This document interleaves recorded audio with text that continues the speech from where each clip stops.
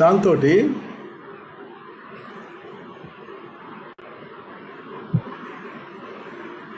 ఆవిడ ఇప్పుడు చెప్తున్నది, పూర్వం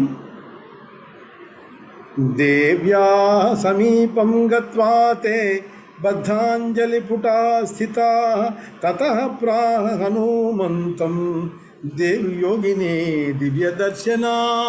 ఆ యోగిని యొక్క దివ్య దర్శనం పొంది ఆంజనేయ స్వామి ఎదురుగుండా కూర్చుంటే వెనకాల వీళ్ళందరూ నిలబడ్డారు. అప్పుడు ఆవిడ చెప్తోంది, హేమా నామ పురా దివ్య రూపిణి విశ్వకర్మణ పుత్రి మహేశం నృత్యేన తోషయామాస భామిని. హేమ అనబడే పేరు కలిగినటువంటి ఒక దివ్య రూపిణి ఉన్నది. ఆవిడ ఎవరు? విశ్వకర్మకి కూతురు. ఆ దేవశిల్పి, ఆ విశ్వకర్మ ఆయన యొక్క కూతురు అయినటువంటిది ఆవిడ. ఆవిడ దివ్య రూపం కలిగినటువంటిది ఆవిడ పుత్రి మహేశం నృత్యేన తోషయామాస భామిని. మహేశం అంటే శంకరుణ్ణి తన యొక్క నృత్యగానాదులతోటి సంతోషపరిచింది. తోషయామాస అంటే సంతోషపరిస్తే అప్పుడు ఆయన ప్రసన్నుడై ఆయన ఈ విశాలమైనటువంటి ఈ దివ్య నగరం, ఇప్పుడు ఆ గుహలో ఎంత దూరం ఉంది, యోజనాల దూరం ఉంది, ఎంతో లోపలికి వెళ్ళారు. అక్కడ మణిమయాలైనటువంటివన్నీ కనిపించినాయి కదా, భవనాలు ఇవన్నీ. అవన్నీ ఏంటంటే ఈ నగరం. ఆ నగరాన్ని ఆయన సృష్టించి ఇచ్చాడు. ఇచ్చిన తర్వాత అత్ర స్థితా సా సుదతి వర్షాణం ఆయుతాయుతం, వేల సంవత్సరాలు ఆ అమ్మాయి దాంట్లో ఉన్నది. నేను తస్యా అహం సఖీ, ఆ అమ్మాయికి, ఆ హేమకి నేను సఖిని. విష్ణు తత్పరా మోక్షకాంక్షిణి, నాకు విష్ణు భక్తే ఉన్నది, నాకు మోక్షం తప్ప నాకు ఇంకేం అక్కర్లేదు. నామ్నా స్వయం ప్రభ, నా పేరు స్వయం ప్రభ. దివ్య గంధర్వతనయా పురా, దివ్య గంధర్వుడైనటువంటి వాళ్ళకి ఆయనకి నేను కూతుర్ని. వాల్మీకి దీంట్లో మేరు సావర్ణి యొక్క కూతురుని అని చెప్పుకున్నది ఆ అమ్మాయి స్వయం ప్రభ. తర్వాత ఈ హేమ కూడా విశ్వకర్మ అనే కాకుండా ఇక్కడ విశ్వకర్మ అని చెప్తున్నాడు, అక్కడ మయుడు అనేటువంటి రాక్షస శిల్పికి కూతురు కాదు. హేమ అనే ఒక అప్సరసని అతను మోహించాడు. మోహించేటప్పటికి ఇంద్రుడికి కోపం వచ్చింది. ఈ అప్సరసని వాడు ప్రేమిస్తాడా, వాడు మోహిస్తాడా అని ఏం చేశాడంటే ఆ మయుడైన ఆ రాక్షసి అతన్ని చంపేశాడు. కానీ ఈ హేమ అప్పుడు దాంతో బ్రహ్మదేవుడు ఈ హేమకి ఈ నగరాన్ని ఇచ్చాడు.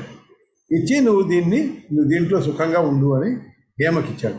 ఈ హేమతో పాటు ఈ స్వయం ప్రభ కూడా ఉండి కొన్నాళ్ళు అయిన తర్వాత హేమ వెళ్ళిపోయింది. తను వెళుతూ తన యొక్క సఖి అయినటువంటి ఈ అమ్మాయికి, ఈ స్వయం ప్రభకి చెప్పింది, నువ్వు చక్కగా దీంట్లో తపస్సు చేసుకో, సుఖించు, అన్నీ చేసిన తర్వాత నీకు ఇప్పుడు చెప్తాను, ఇక్కడి నుంచి ఆధ్యాత్మ రామాయణం వస్తుంది.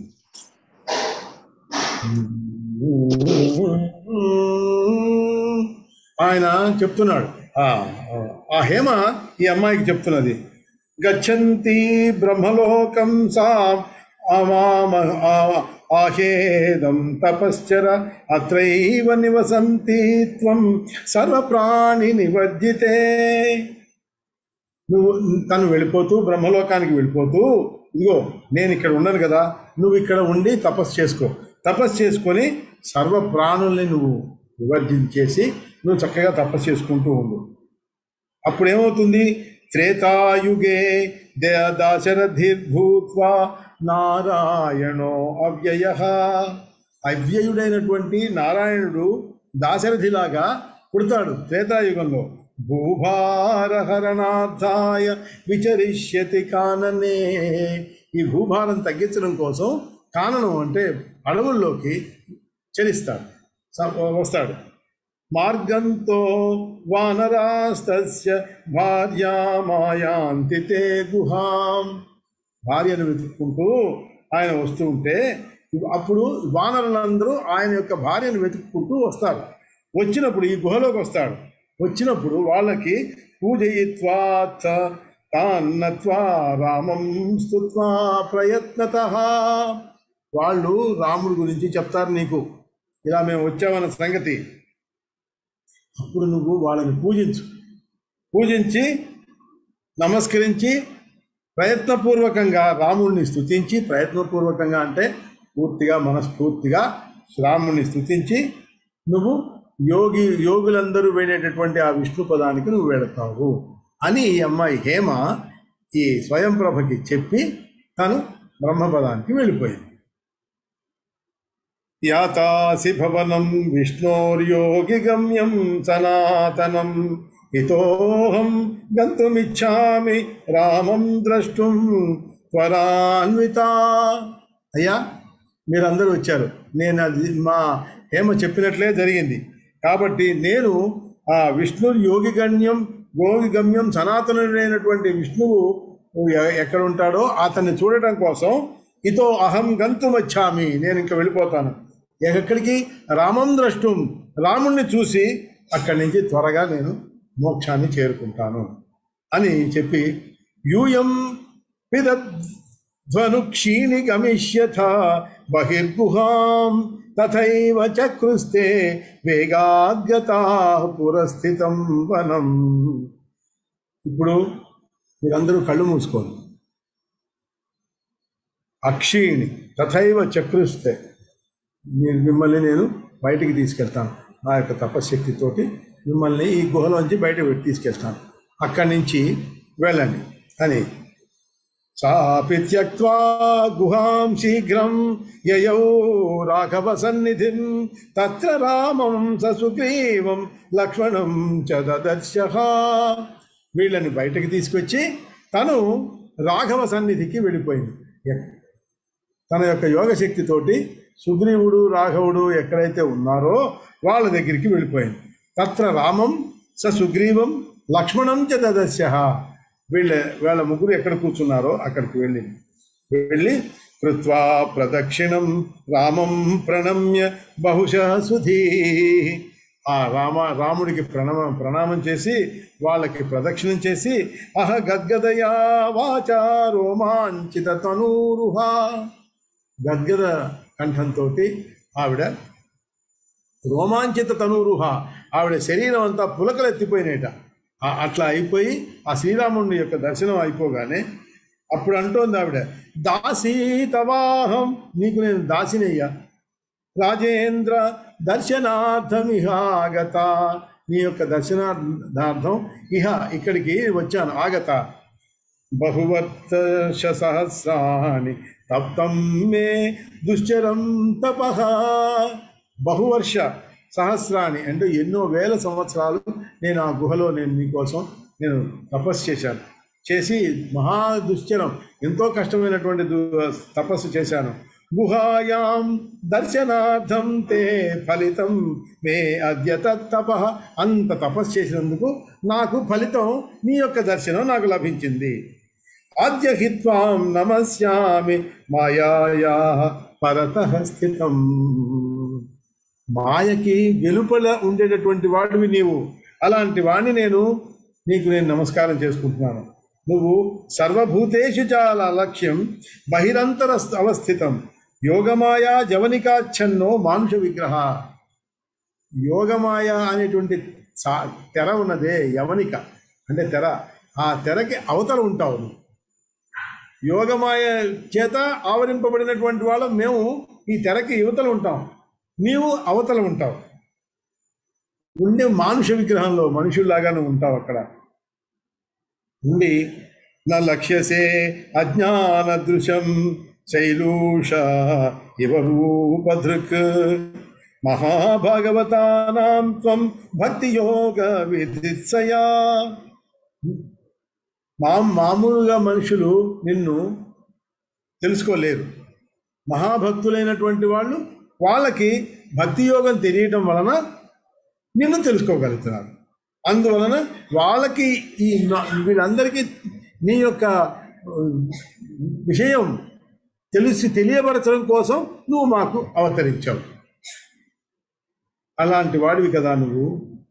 నేను నాలాంటి తాపసి కాదు, తాపసి ఎలాగూ తామసి, నాకంటే తామస గుణం కలిగినటువంటి నాలాంటి వాళ్ళకి నీ యొక్క తత్వం అర్థమవుతుందా? అంటే తనను తాను తక్కువ చేసుకుని మాట్లాడటం అనేది గొప్ప వాళ్ళ లక్షణం. అది నేను ఇంతటి వాడిని, నేను అంతటి వాడిని అని చెప్పుకోవడం కాదు. అలా చెప్పుకోవడం చాలా తప్పు. నాకేం తెలుసు, నా మొహం, నాకు కూడా తెలిసే, ఇది కూడా పెద్ద గొప్ప విద్య, ఇట్లాంటి వాడు ఏంటి బయటికి నాలుగుతో అనడం కాదు, నిజంగా అనుకొని అనేవాడు ఉన్నాడే, వాడు గొప్పవాడు. ఒక లోకంలో ఎవరయ్యా నీ తత్వం తెలుసుకోగలరు? మమైత దేవరూపం తే సదా భ్రాతు హృదాలయే రామతే పాదయుగళం దర్శితం మోక్ష దర్శనం. నీ యొక్క పాదయుగళాన్ని దర్శిస్తే నాకు మోక్షం వచ్చేసినట్లే. మమైత దేవ రూపం తే సదా భ్రాతు హృదాలయే. నా హృదయంలో నీ యొక్క రూపాన్ని నేను ప్రతిష్ఠించుకొని ఉండాలి.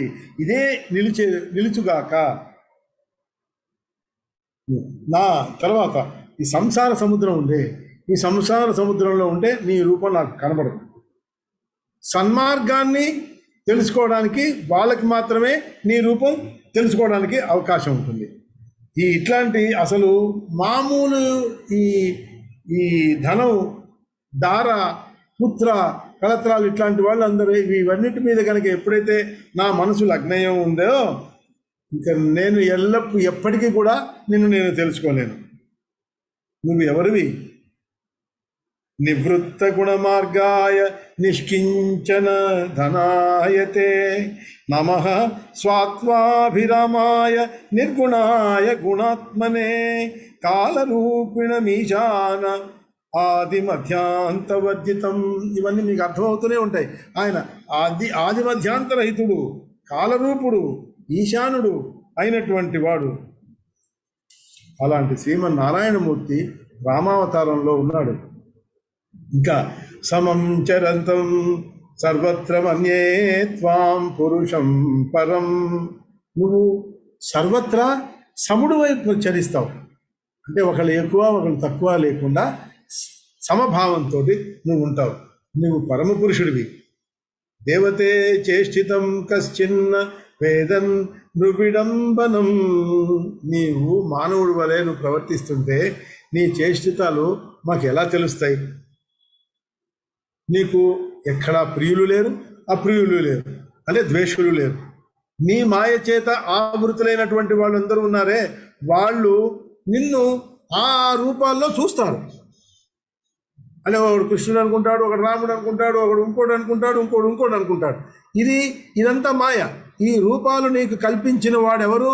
ఆయనే. నీకు జన్మలు లేవు, కర్తవి కావు, ఈశ్వరుడివి.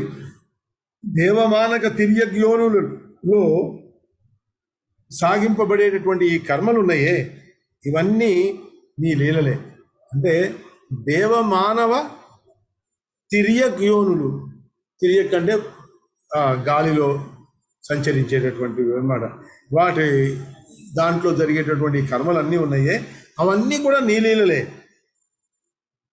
నీవు అక్షరుడు. త్వాం ఆహురక్షరం జాతం కథాశ్రవణ సిద్ధయే కేచిత్ కోసల రాజస్య తపస ఫల సిద్ధయే.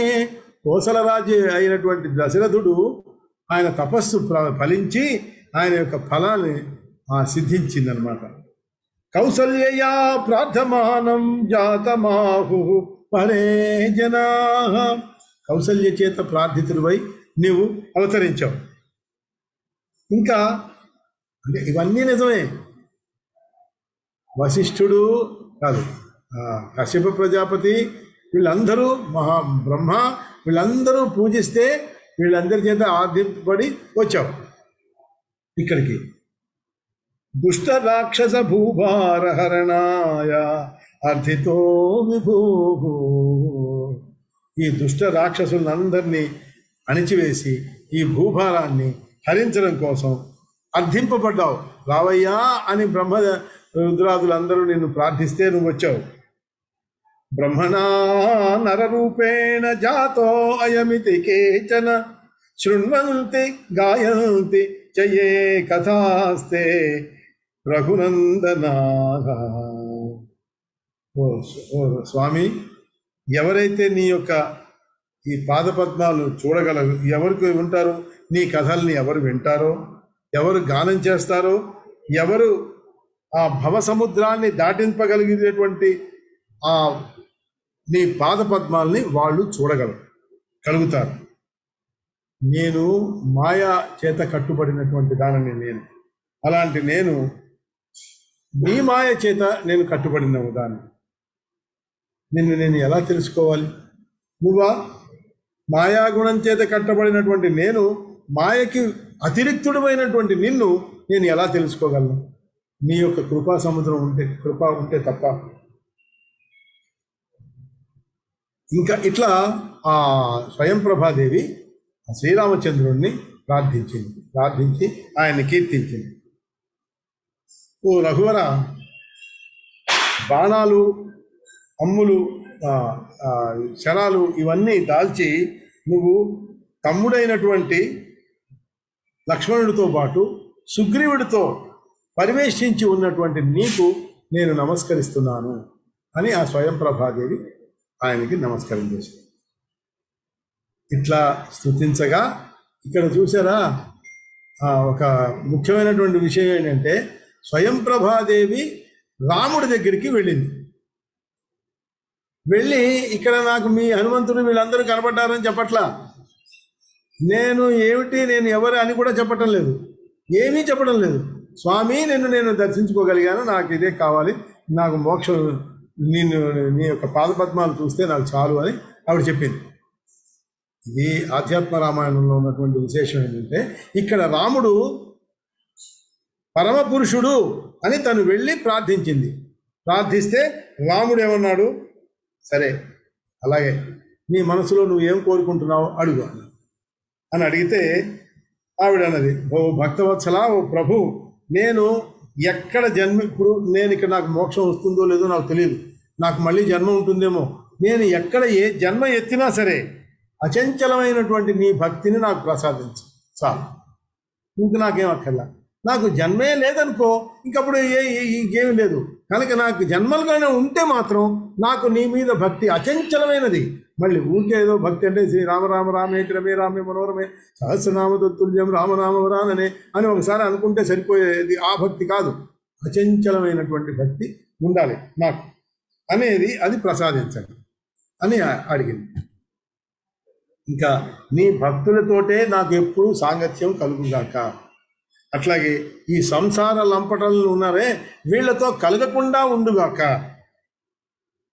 నా నాలుక సర్వదా రామ రామ రామ రామ రామ అని పలుకుగాక అని ఆవిడ నమస్కరించి చెప్పింది.